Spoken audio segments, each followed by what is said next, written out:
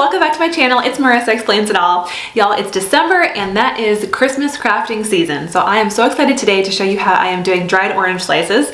I have seen these everywhere in the last couple years, and I know this is like a not a new thing, this is like a vintage Christmas thing, but they seem to have made a resurgence the last couple years when it comes to using them to decorate for Christmas or using them for Christmas like crafting or just gifting. So I'm really excited to make orange slices this year for some of my Christmas crafts. So if that sounds interesting to you, stay tuned and I'll be right back. I start by laying some parchment paper out on a baking sheet and go ahead and preheat the oven to 200 degrees. And so here's one of the things I'm actually hoping to use the oranges for, some simmer pot gift bags. They turn out really cute and they make great gifts, so I'll be showing that in a future video. But go ahead and slice your oranges about a 1/4 inch thick. The thicker the slices are, they'll take longer to dry and they'll be a little bit lighter in color, and the thinner will dehydrate more quickly and be a little bit darker amber.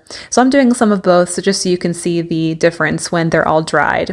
So here they are. Lay them out on your baking sheet. Here I am, cut about maybe 2.5 oranges for this process. You can get a few slices out of them.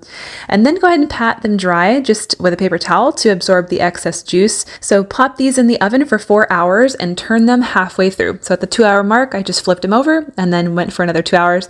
And this is what they look like when they're all baked. You can see a really good variation in color. Some of them are a little bit darker. They're translucent. You can kind of see through them a little bit. You can kind of see a difference in pattern depending on just where you cut in the orange and what the orange looks like inside.